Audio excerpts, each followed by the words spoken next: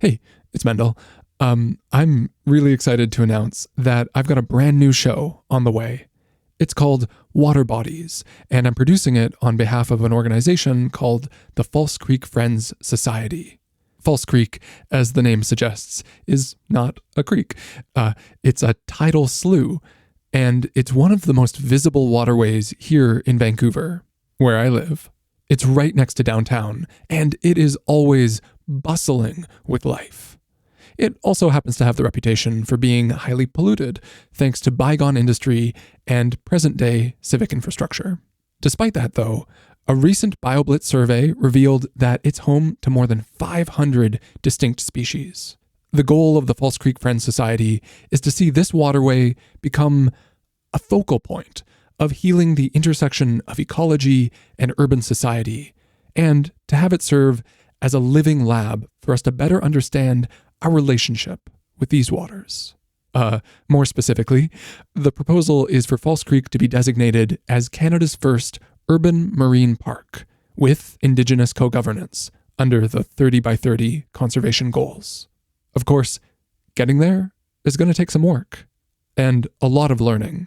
Lessons which I think will be relevant not just for me and my neighbors, but anybody living near water. The story of False Creek's future is about public health, climate resilience, Indigenous reconciliation more than human beings, and environmental justice. Because, after all, we're all water bodies. If you are as excited about this project as I am, you can learn more and get involved at falsecreekfriends.org. Oh, and just in case you were wondering, Future Ecologies is not going away.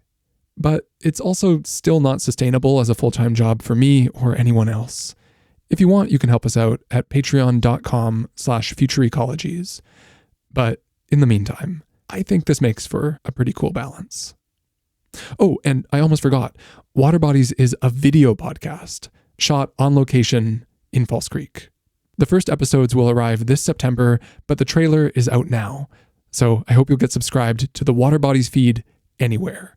YouTube, Spotify, Apple Podcasts, etc. The link is in the show notes. And here is the trailer. False Creek matters a lot to me just because it allows me and others to really connect with nature, even though we're living in a giant city. We're fundamentally connected to the water bodies and the surroundings that we're in. Blue spaces in particular are good for our mental and physical health. Welcome aboard.